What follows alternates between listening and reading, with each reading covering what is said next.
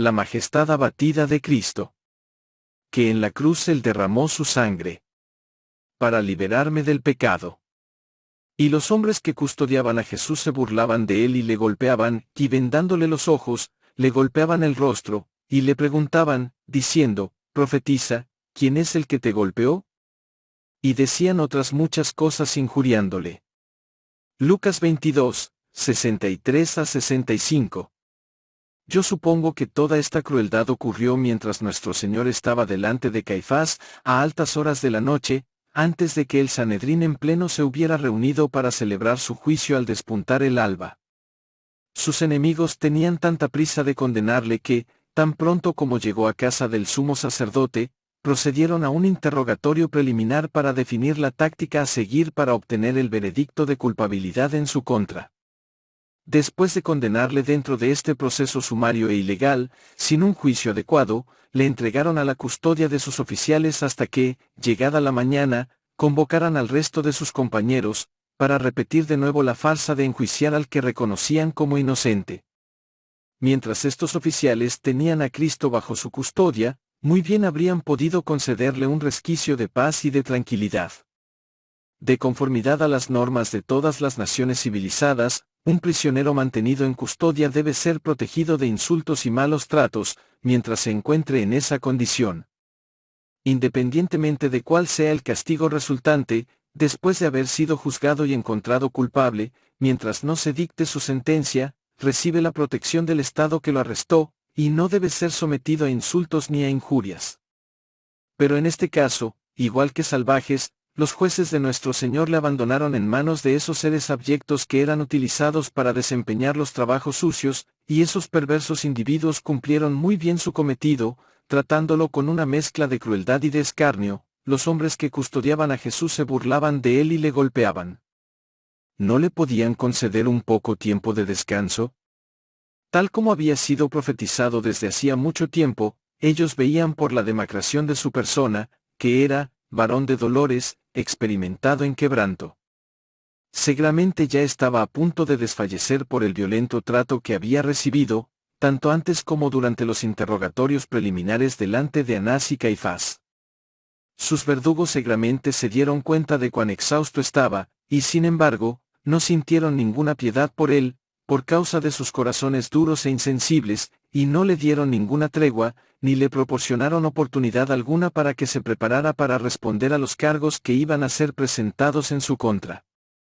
No había nadie allí presente que vindicara su persona, o que abogara por su causa, que más bien, el espacio de tiempo entre ese interrogatorio informal y el juicio más formal que le seguiría, transcurrió entre burlas y escarnios. Esos hombres eran unos cobardes desalmados. Estoy seguro que lo eran, por su crueldad extrema, y la crueldad es uno de los distintivos de la cobardía donde quiera que se manifiesta. Estos son los mismos hombres que, en el huerto, retrocedieron, y cayeron a tierra, cuando Cristo solo les había dicho, yo soy, en respuesta a su declaración que estaban buscando, a Jesús Nazareno. Ellos salieron con espadas y garrotes para llevarle prisionero, y, sin embargo, cayeron al suelo cuando él les habló una palabra o dos, pero ahora que lo tenían en su poder, y percibían, aparentemente, que no tenía la intención de ejercer la energía divina con la que estaba dotado, sino que se encontraba sumiso como oveja delante de sus trasquiladores, se decidieron a ser tan crueles con él como pudieran. Que Dios nos conceda que el pecado de la crueldad hacia cualquier ser viviente, nunca se impute con justicia a ninguno de nosotros.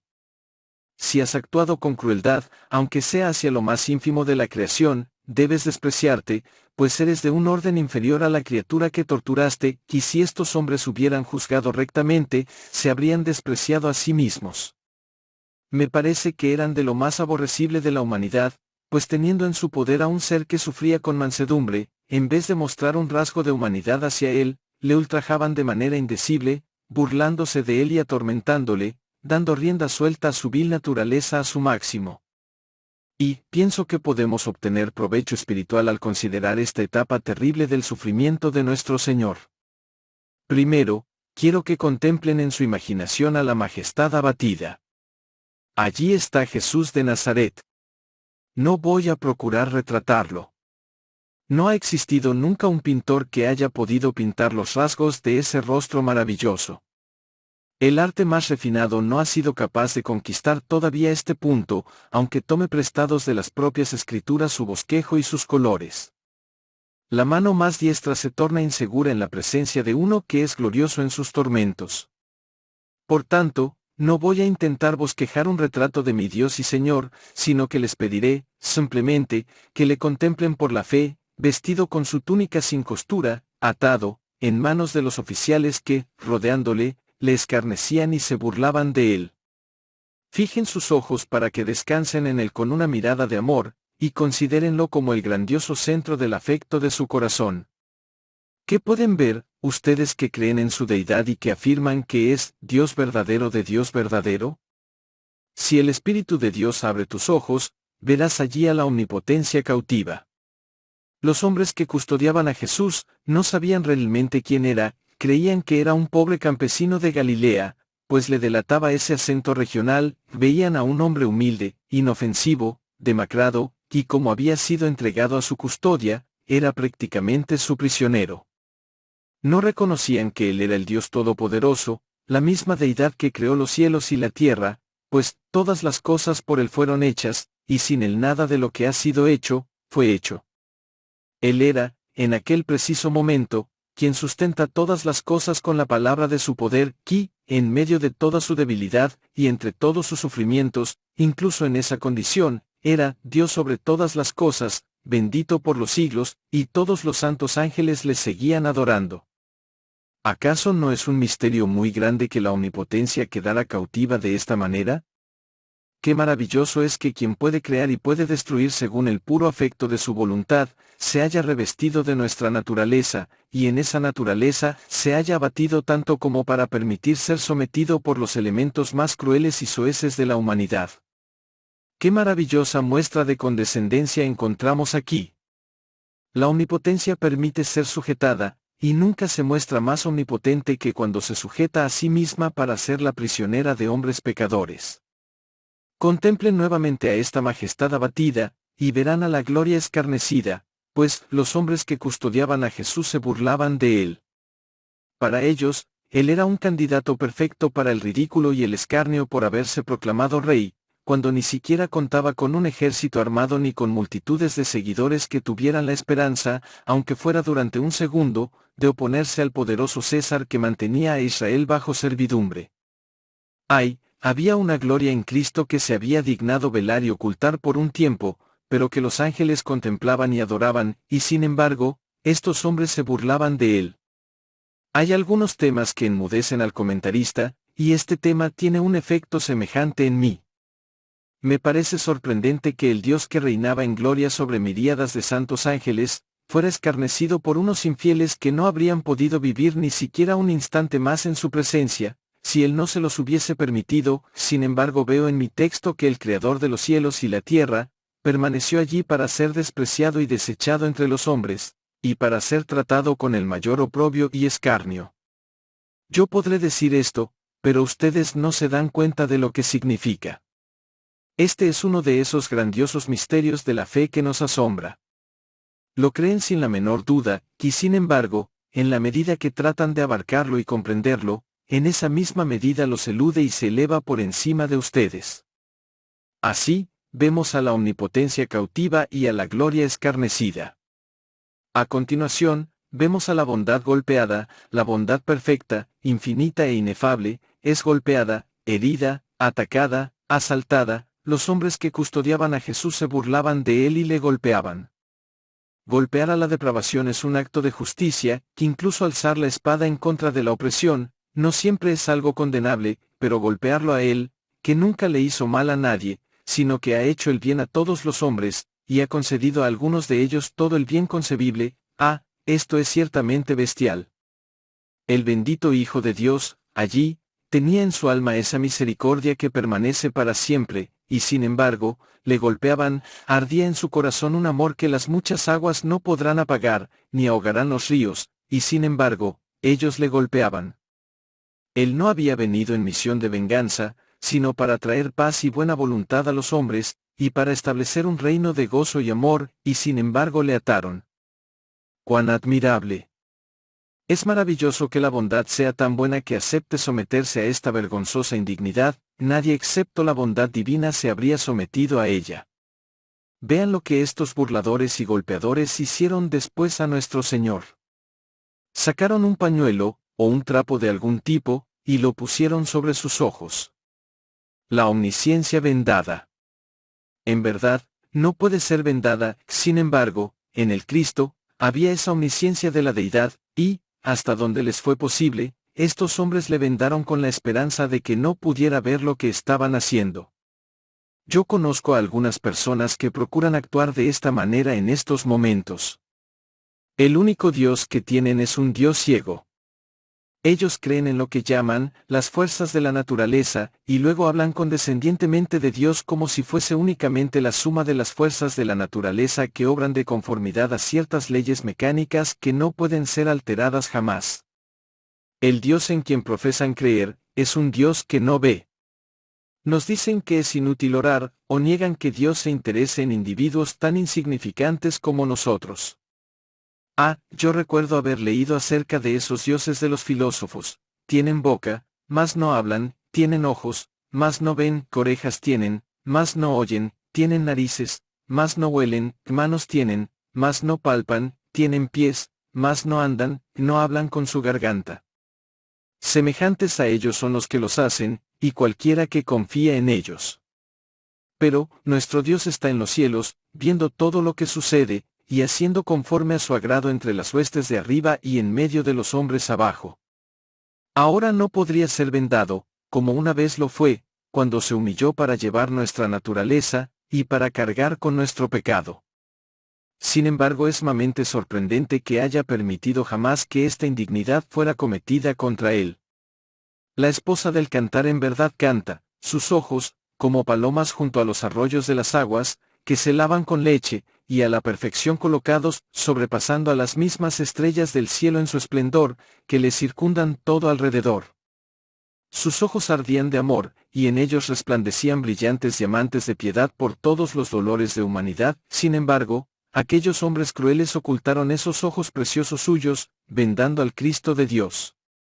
Ahora, ciertamente, le habían hecho sufrir lo suficiente, demasiado, en verdad, pero todavía una vez más las infinitas bellezas de su rostro bendito iban a ser desfiguradas, pues, le golpeaban el rostro. Oh, si nosotros hubiésemos estado allí, decimos, nuestra indignación habría ardido en contra de ellos por golpear ese rostro amado. Sin embargo, debemos hacer a un lado nuestra indignación y hacer penitencia en su lugar, pues nosotros también hemos golpeado algunas veces ese rostro amado de Jesús, que es como el sol del cielo, mucho más resplandeciente que el sol que alumbra al mundo. Todas las otras bellezas congregadas no pueden igualar los encantos maravillosos de ese rostro, que fue desfigurado más que el de cualquier otro hombre.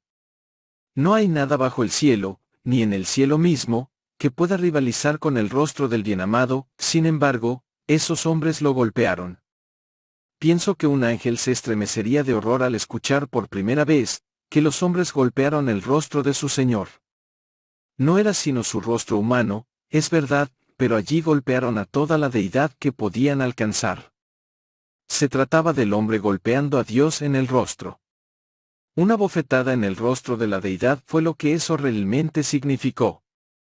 ¡Qué cosa tan terrible, que mi Señor haya tenido que soportar jamás tales insultos y tal dolor, que haya estado dispuesto a sufrir tal indignidad! ¿Hubo alguna vez amor semejante al suyo? Luego los escarnecedores le preguntaban diciendo: «Profetiza, ¿quién es el que te golpeó?». Esta era la justicia desafiada. Ellos parecían decirle a nuestro Señor al tiempo que le golpeaban: «Dinos cuál es nuestro nombre, di quién te dio ese golpe». Tú no puedes impedirlo, no puedes vengarte, pero al menos, intenta dar el nombre del hombre que te golpeó. Te retamos a que lo hagas.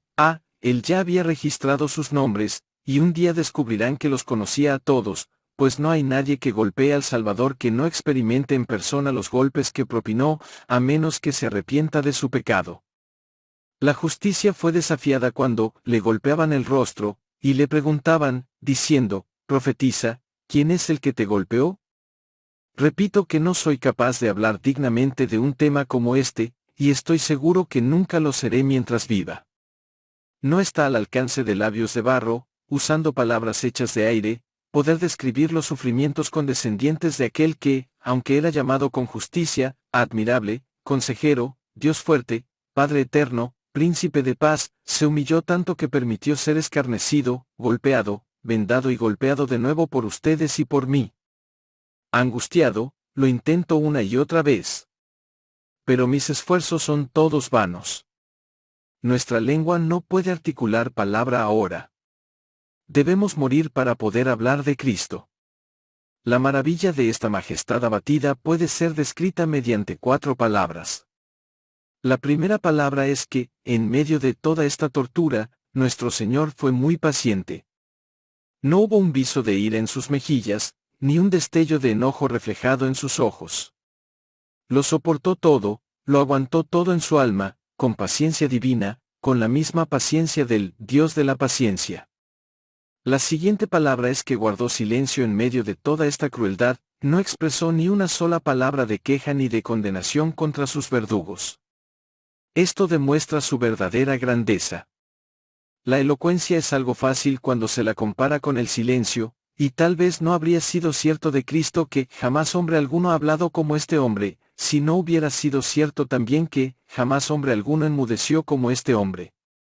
Él cumplió al pie de la letra la antigua profecía, como cordero fue llevado al matadero, y como oveja delante de sus trasquiladores, enmudeció, y no abrió su boca. Señor, enséñanos a imitar tu paciencia y tu silencio. Observen, en tercer lugar, cuán elocuente fue precisamente en medio del silencio. Dijo más por nosotros y nos habló más a nosotros, cuando guardó silencio, que si hubiera pronunciado muchas frases ardorosas.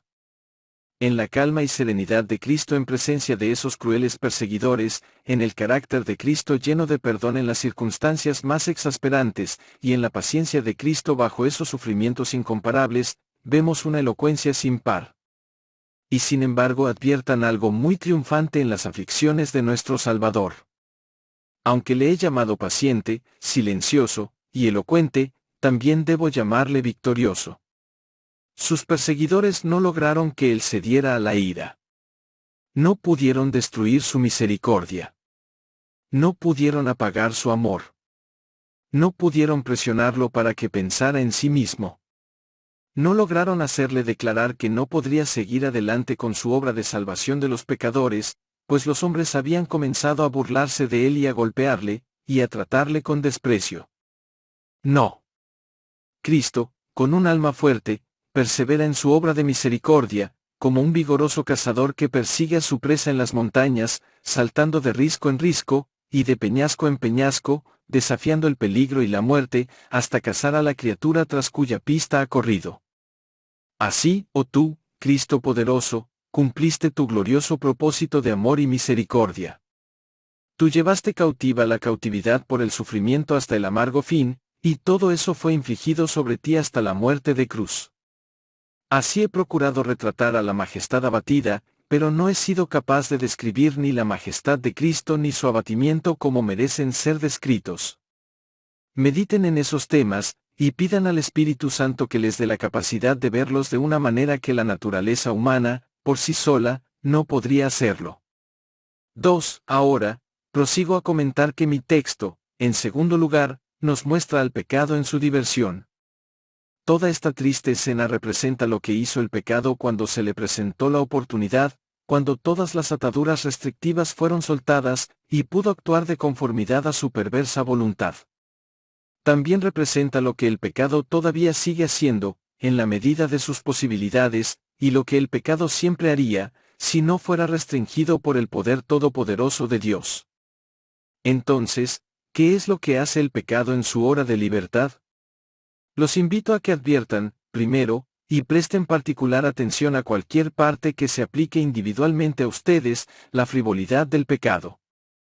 Estos hombres insultan cruelmente al Cristo de Dios, pero para ellos es una diversión, un juego.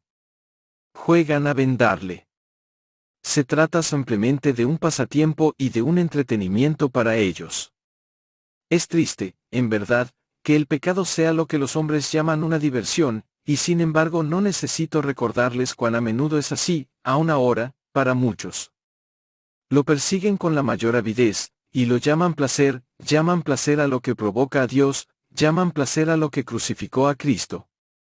Dicen que deben conocer la vida, y llaman vida a eso que hizo sudar a Jesús un sudor sangriento, a eso que luego le arrastró a una muerte cruel. Y, ay, de muchos pecados dicen, qué delicias son para nosotros. ¿Quieres hacer miserable nuestra vida quitándonos nuestros deleites? Así que, golpear a Cristo en su rostro, y burlarse de él, se vuelve un asunto de disfrute para ellos. Tal vez me estoy dirigiendo a algunas personas que incluso han convertido a la Biblia en un libro de chistes, sus juegos de palabras y su jovialidad han sido aderezados con pasajes de la Sagrada Escritura. Posiblemente, otros se hayan burlado de algún venerable cristiano, de algún siervo fiel del Dios vivo y verdadero. Pues bien, señores, si lo han hecho, quisiera que se dieran cuenta de cuán horrendo es su pecado al divertirse así a costa de las personas piadosas. Tal diversión, a menos que se arrepientan de ella, los condenará para siempre, tan cierto como que ustedes viven, les privará del grandioso amor del Padre, y cerrará la puerta de la misericordia en su cara, por toda la eternidad.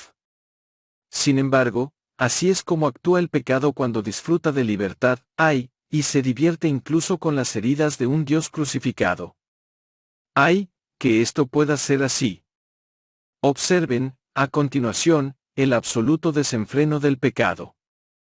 Si estos hombres realmente querían divertirse a costa de Cristo, lograron su propósito, pero ¿qué necesidad había para que le golpearan?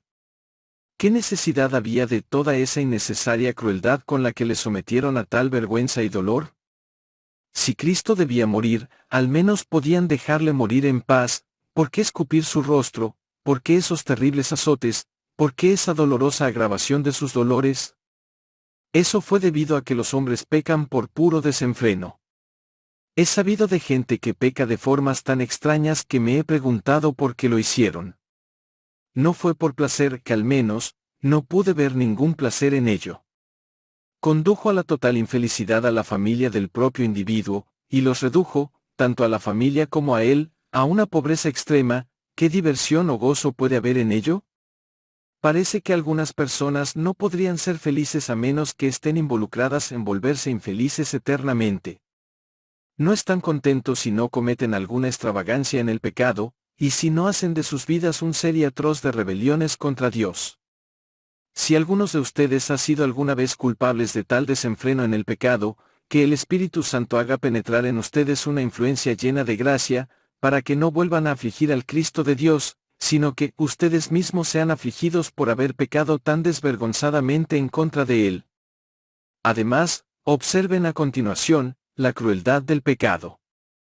Ya he preguntado, y repito la pregunta, ¿qué necesidad tenían estos hombres de golpear al Salvador? ¿Qué placer podían obtener de todo este dolor que le infligieron? Por boca de los antiguos profetas, el Señor dijo, no hagáis esta cosa abominable que yo aborrezco. Fue en su propio interés que les ordenó de esta manera, pues no quería que se hicieran daño a sí mismos, y el pecado es siempre un daño para el propio pecador, que es un tipo de suicidio. Siempre que un hombre hace algo malo, de seguro se generará un perjuicio, y Dios sabe esto, así que insta a los hombres a que no actúen tan insensatamente. Y, cuando un hombre se burla de la religión verdadera, cuando rechaza a Cristo y pospone el día del arrepentimiento, está traspasando de nuevo ese amado corazón que se desangró por los indignos, y está afligiendo ese bendito espíritu que todavía contiende con los hijos de los hombres, aunque a menudo es vejado y tristemente provocado por ellos. ¿Por qué son tan poco amables con su Dios? Ciertamente, no puede haber ninguna necesidad de cometer un pecado como este. Luego, observen, la incredulidad desesperada que hay en el pecado. Estos hombres no habrían vendado a Cristo si hubiesen creído realmente que Él era el Hijo de Dios, pero actuaron como lo hicieron porque no tenían ninguna fe en Él. Este es el gran mal que yace en la raíz de la mayoría de los pecados de los hombres: no creen en Jesucristo, el enviado de Dios. Es de esto que el Espíritu de Dios convence a los hombres, como nuestro Señor predijo concerniente a Él, y cuando Él venga, convencerá al mundo de pecado, por cuanto no creen en mí. Sin embargo, no hay nada más razonable, nada más digno de ser creído, que la revelación de Dios según nos fue dada en las Santas Escrituras, y un hombre solo tiene que probar y experimentar por sí mismo si esto es verdad o no, y pronto tendrá la confirmación de su veracidad en su propio pecho. Basta que lo crea realmente, y luego comprobará que lo hace santo y feliz, y eso será para él la prueba de su verdad. Observen, además, cuán a menudo hay en el pecado un tipo de desafío a Dios. Si un muchacho se acercara a su padre y le dijera, yo voy a hacer todo tipo de groserías y de rudezas contigo, pero tú no me castigarás, no pasaría mucho tiempo antes que el padre hiciera que su hijo se arrepintiera de esas palabras, si fuera un padre digno, pero los pecadores actúan con Dios de esa manera. Ellos le hacen frecuentemente a Dios lo mismo que estos perseguidores le hicieron a Cristo, mientras puedan, se burlan de él, le golpean, y le desafían. ¿Me estoy dirigiendo a alguien que alguna vez haya invocado sobre su propia persona la maldición de Dios? Cuídense de que esa oración blasfema no sea respondida la próxima vez que la digan, pues Dios acostumbra a responder las oraciones, y, puede ser que responda sus oraciones, y entonces, ¿qué sería de ustedes? Algunos se han atrevido incluso a desafiar a Dios así, bien, aun si es como dices, estoy dispuesto a correr el riesgo, pero no me someteré a Dios, Señor. Faraón intentó ese plan, y se arrepintió, estoy seguro, cuando ya era demasiado tarde. En medio del Mar Rojo, cuando las aguas comenzaron a anegarlo a él y a todo su poderoso ejército, entonces aprendió cuáles eran las consecuencias de haber dicho, ¿quién es Jehová, para que yo oiga su voz y le obedezca? Todo pecado contiene una medida de desafío a Dios, semejante a estos hombres que golpeaban a Cristo en el rostro, y le preguntaban, diciendo, profetiza, ¿quién es el que te golpeó? No me voy a detener más en esta parte de mi tema, excepto simplemente para decir que hay algo más acerca del pecado que es peculiarmente lamentable, es decir, su multiplicidad. Lean el versículo 65, y decían otras muchas cosas injuriándole. Una cosa, 2 cosas, 20 cosas no lo satisfarían, debían decir, otras muchas cosas, en contra de él. Cuando un hombre se entrega al pecado una vez, es como si se adentrara en una corriente que lo arrastrará hasta lugares, que al principio, ni se había imaginado que serían su destino. Si vadean por las aguas del pecado, no pasará mucho tiempo antes de que se vean obligados a abandonar su punto de apoyo, y muy pronto, a menos que el Señor, en su gracia, evite tal calamidad, la rápida corriente los arrastrará lejos, hasta el destino de su eterna destrucción. De nada sirve que digan, voy a llegar hasta aquel punto en el pecado, pero no más allá. No pueden detenerse cuando quieran, si se someten una vez a la influencia del pecado, no tienen la menor idea de cuál será su destino. ¡Ay! ¡Ay! Parecería que algunos hombres no podrían pecar lo suficiente para quedar satisfechos. Multiplican sus transgresiones más allá de toda cuenta. Todo hierro de iniquidad que poseen es arrojado al fuego. Ambas manos están siendo empleadas con diligencia. Algunas veces, se levantan muy temprano, pero, más a menudo, se quedan hasta muy tarde, posiblemente toda la noche, para poder desperdiciar las horas más preciosas en su depravación. Así, Dios es ofendido y Cristo es herido de nuevo por el pecado del hombre. Es un cuadro triste, muy triste, lo cubro con un velo y me vuelvo a algo más brillante y mejor. 3. Hemos visto a la majestad abatida, y al pecado en su diversión, ahora, en tercer lugar, veamos al amor en su trabajo. Toda esa vergüenza y ese sufrimiento fueron soportados por nuestro Salvador por amor de cada uno de los que en verdad podemos decir, Él me amó, y se dio a sí mismo por mí. Cristo soportó que le vendaran los ojos, y se burlaran y le golpearan por causa de ustedes, amados, y por mi causa. No trataré de describirlo más, pero te voy a pedir solamente que dediques 1 minuto o 2 a imaginarte esa triste escena. Por ti, como si no hubiese nadie más en el universo entero, por ti, el Rey de Gloria se convirtió en el Rey escarnecido, y soportó todo este desprecio y el rechazo de los hombres. Por ti, Juan, por ti, María, por ti, viejo amigo, por ti, que eres joven. Si tú, quien quiera que seas, crees en Él, entonces fue tu sustituto. Tu fe te proporciona la seguridad que Él soportó todo esto por ti, digo, como si no hubiera redimido a nadie más, sino que pagó todo el precio del rescate por ti. Menos que esto no habría sido suficiente para ti, aunque es, ciertamente, suficiente para todo el ejército innumerable de redimidos por la sangre preciosa de Jesús. Contemplemos, entonces, al amor en su trabajo. Me estoy refiriendo a nuestro amor hacia nuestro Señor, aunque también podría hablar del amor de nuestro Señor para con nosotros, y lo que hizo por nosotros.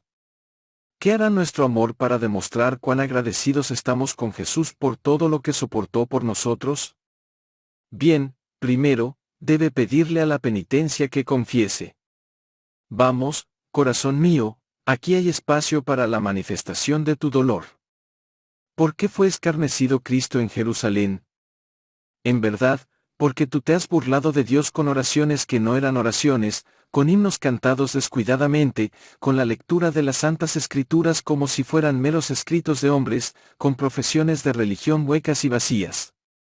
Hermanos y hermanas, ¿acaso no tienen que arrepentirse de algunas de estas cosas? Si te has burlado de Él de esta manera, el escarnio que soportó en casa del sumo sacerdote, fue por tu culpa. Y así como fue vendado, lloremos porque nuestra incredulidad, a menudo, también le ha vendado. Nosotros nos imaginamos que no sabía nada acerca de nosotros, o que nos había olvidado. Pensamos que Él no podía hacer ninguna distinción entre principio y fin, y que no podría hacer brotar bien del mal. Permítanme preguntarles, queridos amigos, ¿acaso no han convertido a menudo a Cristo en un Cristo vendado en cuanto a la comprensión que tienen de Él? Si es así, puesto que han vendado a Cristo de esta manera, ustedes, por su pecado, están imitando la culpa de esos hombres que literalmente vendaron a Cristo.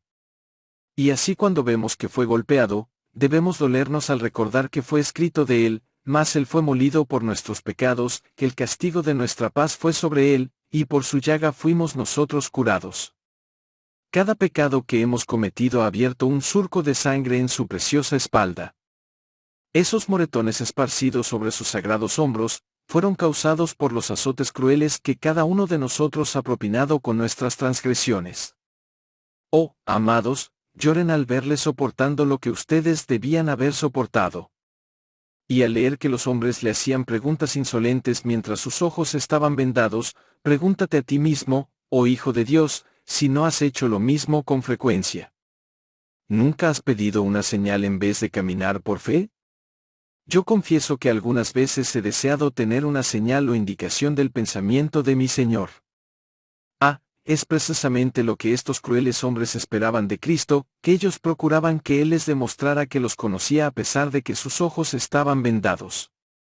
Oh, hermanos y hermanas, no demandemos nunca una señal, como lo hizo esa generación mala y adúltera, debemos andar por fe, no por vista, y confiar plenamente en nuestro Señor.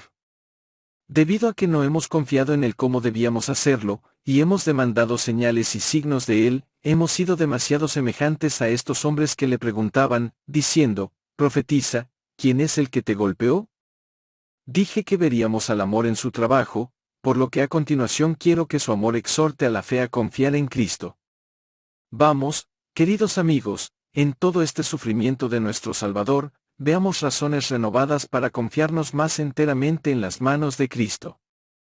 Esos hombres custodiaban a Jesús para que ni la muerte ni el infierno puedan retenernos jamás. Él fue detenido en lugar nuestro. Por eso dice de nosotros lo que dijo de sus discípulos en el huerto, pues si me buscáis a mí, dejad ir a estos.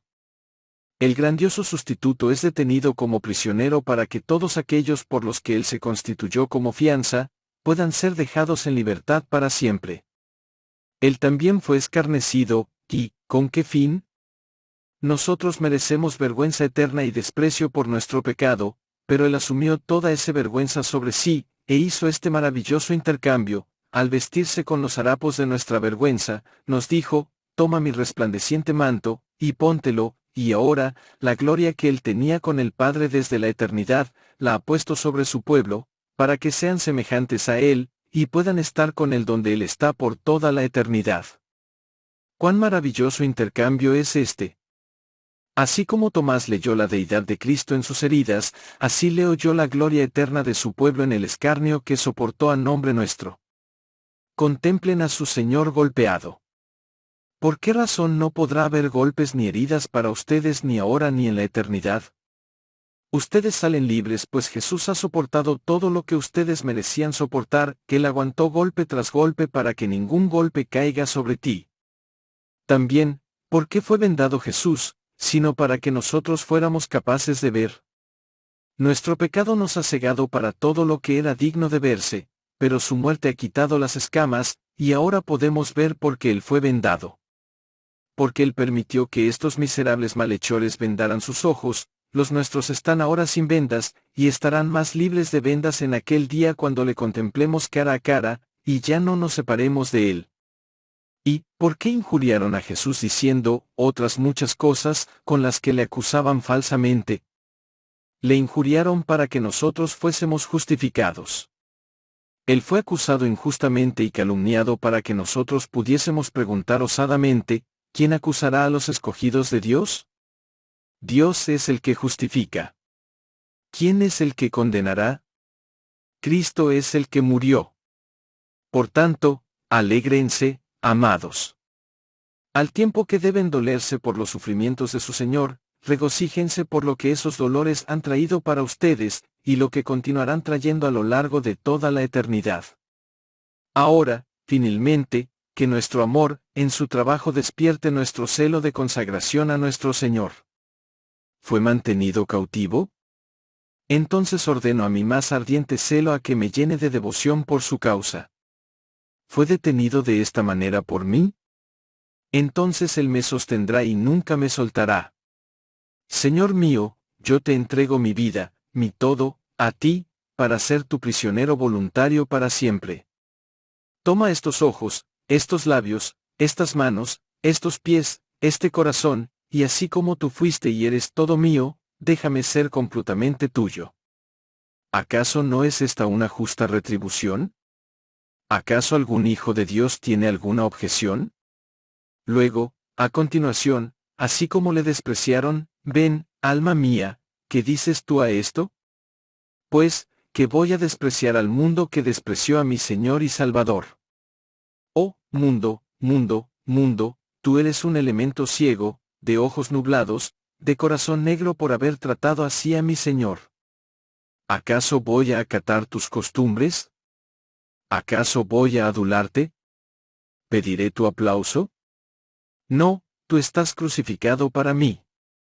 Como un criminal clavado en la cruz, oh mundo, así eres para mí, porque tú has crucificado al Cristo, al infinitamente amable Hijo de Dios. De ahora en adelante, el mundo está crucificado para nosotros, y nosotros para el mundo. Y puesto que vendaron a Jesús, ¿entonces qué? Bien, yo también voy a estar vendado, de ahora en adelante no veré ningún encanto, ninguna atracción, en ninguna otra parte sino en mi Señor. Mis ojos le contemplarán, y a nadie más, en la gloria que está por revelarse, que, hoy puedo decir con el salmista, ¿a quién tengo yo en los cielos sino a ti? Y fuera de ti nada deseo en la tierra.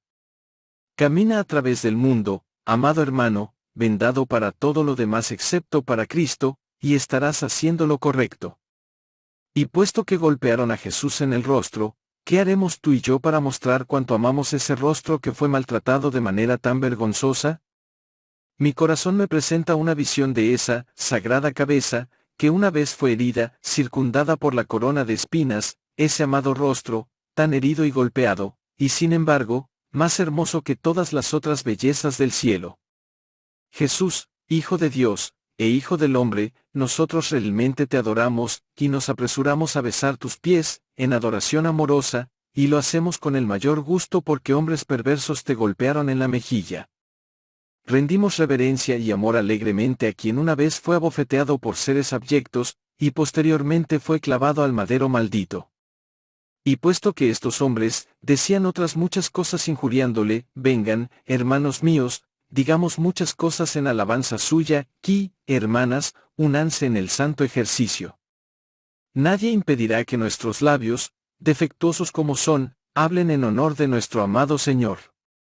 Algunas veces, con el profeta, estamos prestos a confesar que somos hombres inmundos de labios, y habitamos en medio de pueblo que tiene labios inmundos, pero, tal como somos, le entregamos la ofrenda de nuestros labios y le damos gloria a su santo nombre. Nunca se avergüencen, amados, de hablar a favor de su Señor. Nunca se sonrojen cuando reconozcan que le pertenecen a Él. No, y si se sonrojan por algo, debe ser por la vergüenza de no amarle más, y de no servirle mejor. Por la memoria de su amado rostro, vendado y golpeado, mientras hombres crueles a todo su alrededor le calumnian con injuriosas acusaciones, los exhorto a que defendamos a Jesús. Soldados todos de la cruz. Que Dios les ayude a hacerlo. O, que algunos aquí presentes, que nunca han creído en Jesucristo, comiencen ahora a confiar en Él. Yo no los invito, en este preciso momento, a creer tanto en Él en su gloria como a creer en Él en su vergüenza. Era realmente el Hijo de Dios, y sufrió por los hombres culpables todo lo que hemos estado considerando, y mucho más que eso. Entonces, debo creer en Él. Para mí, Jesucristo es una persona que los hombres jamás habrían podido inventar. Tiene que ser histórico, pues es muy original. Las mentes humanas por sí solas no podrían haber pensado nunca en un carácter así. Hay cosas extrañas en el budismo, y en otras falsas religiones, y los hombres con imaginaciones desmedidas han concebido conceptos curiosos relativos a sus dioses, pero yo reto a cualquiera a que me muestre, en cualquier libro excepto el libro de Dios, algo que sea un parangón con la historia del Dios eterno haciéndose hombre para hacer expiación por los pecados de sus criaturas, esto es, los pecados cometidos por esas criaturas en su contra. Sí, hermanos y hermanas, yo debo creer en Él. Es más, debo creer que Él murió por mí. Que en la cruz Él derramó su sangre. Para liberarme del pecado. Habiendo creído así, hablo como testigo de Dios ante todos los que puedan oírme, siento una paz interior que nada puede interrumpir, un gozo santo que nada puede turbar, y una calma sagrada que la propia muerte no será capaz de destruir. He estado junto al lecho de muerte de muchos de mis hermanos y hermanas que han tenido la costumbre de adorar en tabernáculo metropolitano, y que han sido miembros de esta iglesia, y, les ruego que presten atención a este testimonio, no he visto en ninguno de ellos el miedo a la muerte. No he conocido a ningún cobarde entre todos ellos, que al contrario, he oído que algunos cantan triunfalmente en sus últimas horas tan alegremente como si se tratase del día de su boda, mientras que otros gozan de calma y tranquilidad como si morir fuera lo mismo que irse a la cama para dormir un rato, y despertarse a la siguiente mañana. Crean en el Señor Jesucristo, en este mismo Señor que se humilló desde las alturas de la gloria hasta las profundidades de la vergüenza y del sufrimiento, y descubrirán también que su confianza en Él será recompensada incluso en esta vida. Y en el mundo venidero, en aquel momento cuando Él no tendrá los ojos vendados, cuando no habrá burla ni escarnio ni golpes para Él, sino que todo será gloria por siempre y para siempre, entonces ustedes y yo, si creemos en Él, participaremos eternamente de su gloria. Que Dios no conceda esto, por Jesucristo nuestro Señor. Amén.